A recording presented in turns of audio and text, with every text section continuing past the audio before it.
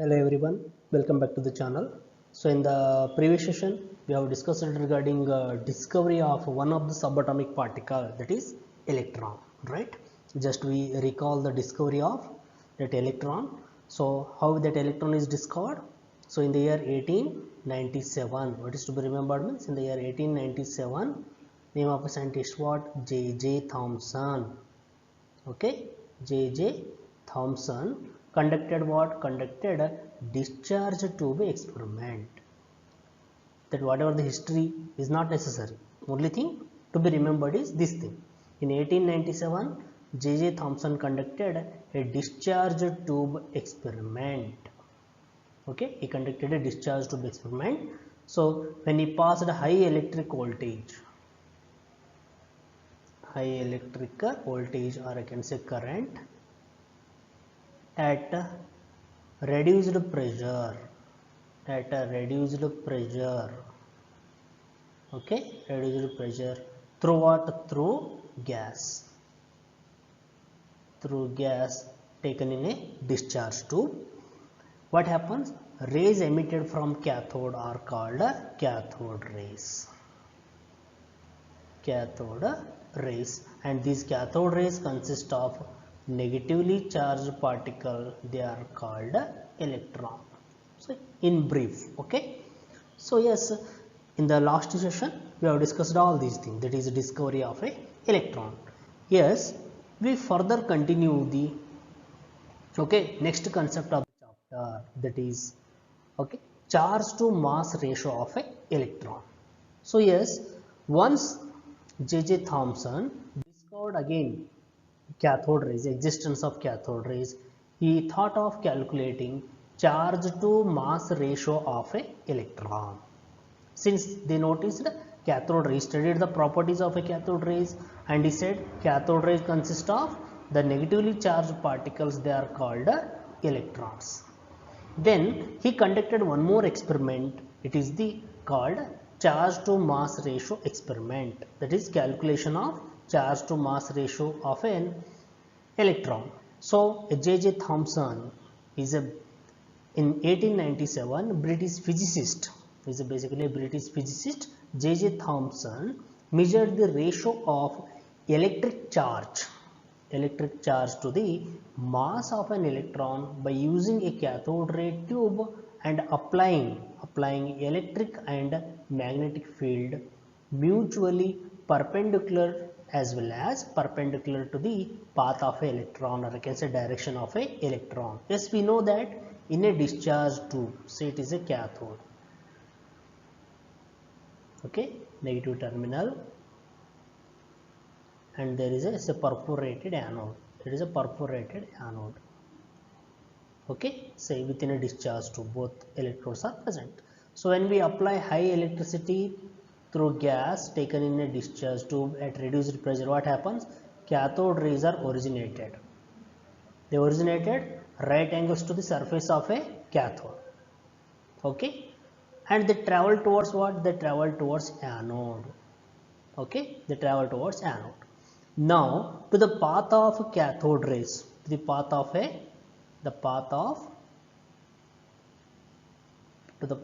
cathode rays, he applied electric field and magnetic field. Okay, to the path of cathode rays, J.J. Thomson applied what? Two fields. One is electric field, means he applied positive and negative terminals of an external source of electricity, and even he applied a magnetic field. Magnetic field means he used a bar magnet and applied north and south poles of a magnet to the path of cathode rays. So how he applied these fields? Yes, electric and magnetic fields. Say electric field, so if I consider electric field and magnetic field, electric field and magnetic field are mutually perpendicular to each other. They are mutually perpendicular to each other, and they are also perpendicular to the path of cathode rays. If I consider it is the path of a cathode rays, okay, say cathode towards anode. So cathode rays are traveling from cathode to anode. Say he applied two fields, one is electric field, another one is magnetic field. So both the fields are mutually perpendicular and they are also perpendicular to what? Perpendicular to the path of cathode rays, or I can say electron. Got it? So well. So by applying these, he succeeded in calculating charge to mass ratio. Yes, apparatus, how it looks. The apparatus which is used to discover or calculate the charge to mass ratio. So it's the typical arrangement of what?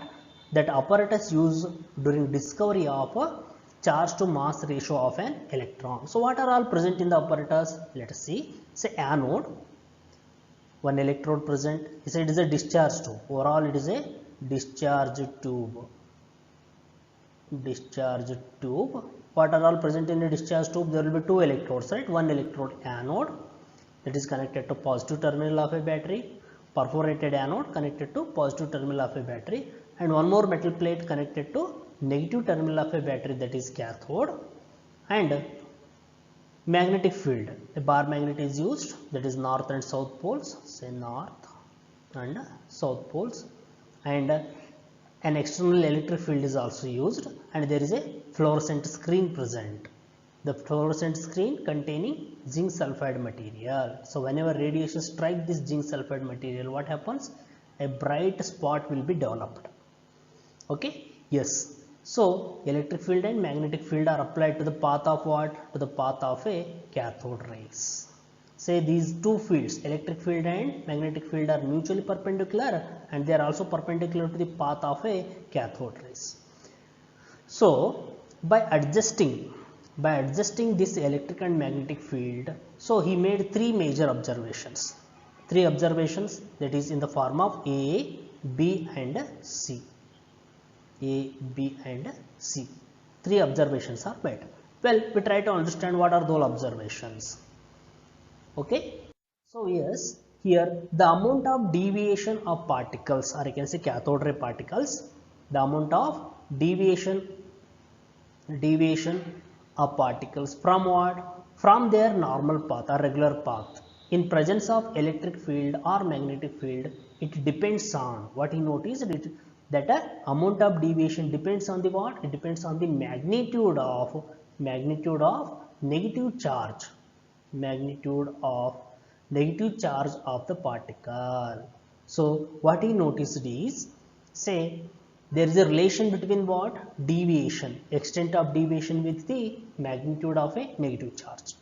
Greater the negative charge, greater is the interaction with electric or magnetic field, therefore greater is the deviation. So what is the one relation he noticed? There is a direct relation between extent of deviation. Extent of deviation is directly proportional to what?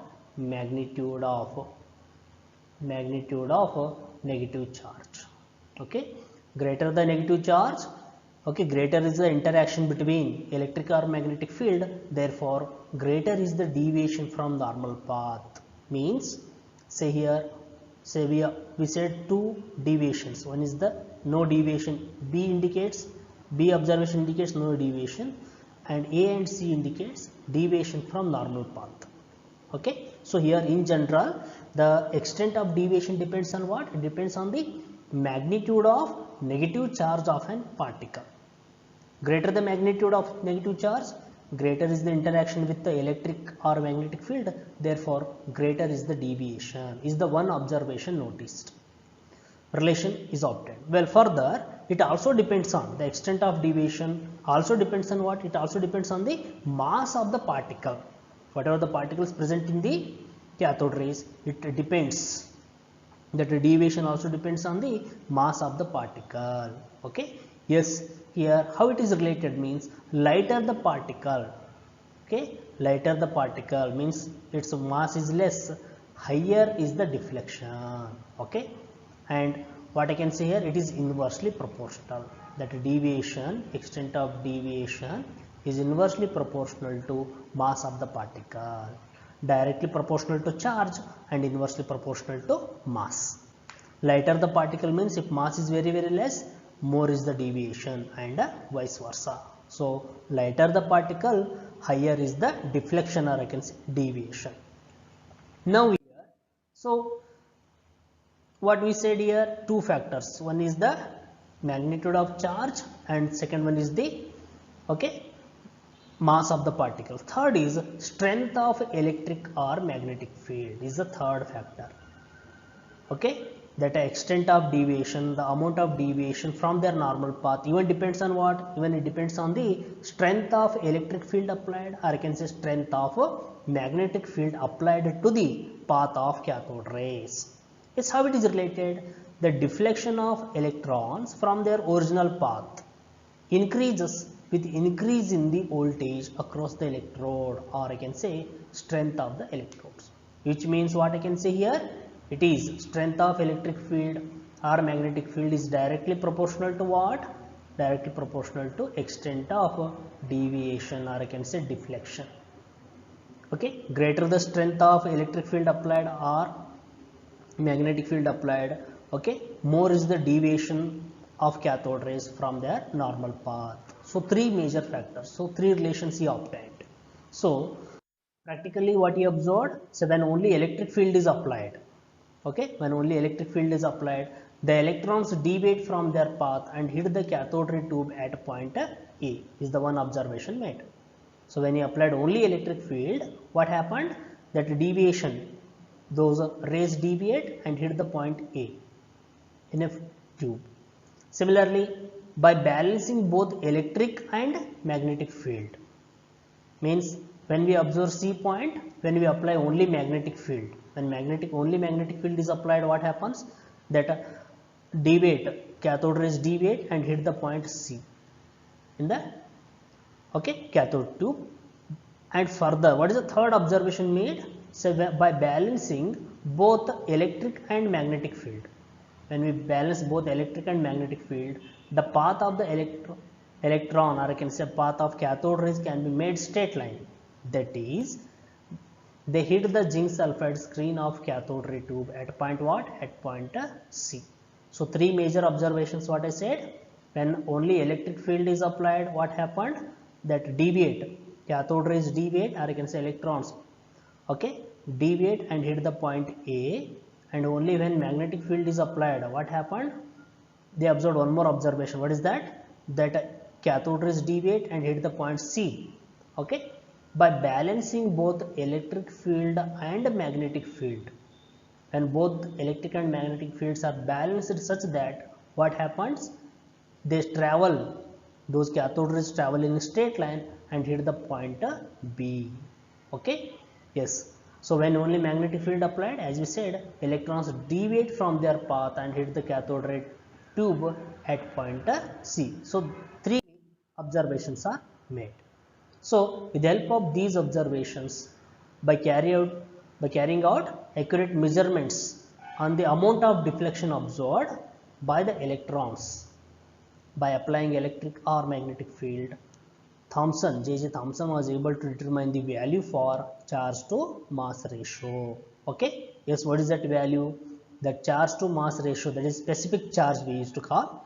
The specific charge of an electron, or I can say charge to mass ratio of an electron, is found to be 1.758820 into 10 raised to 11 coulombs per kg. E by m. Charge is measured in terms of coulomb and mass is expressed in terms of kg. So what is the unit here? 1.76 overall I can say, or else 1.758820 exactly into 10 raised to 11 coulombs per kg. And if we consider charge, what is the charge of an electron means? It is the 1.609. It is 1.602 into 10 raised to minus 19 coulomb.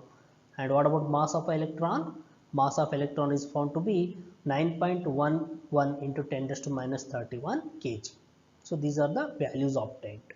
So charge to mass ratio 1.758820 into 10 raised to 11 coulombs per kg. It is charge to mass ratio. Charge of an electron 1.602 into 10 raised to minus 19 coulomb. Then mass of an electron how much? 9.11 into 10 raised to minus 31 kg.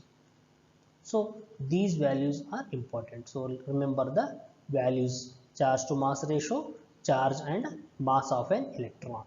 Okay, well, so with this I am going to conclude about this session. Again in the next session we go for other concept. Okay, thank you, be safe.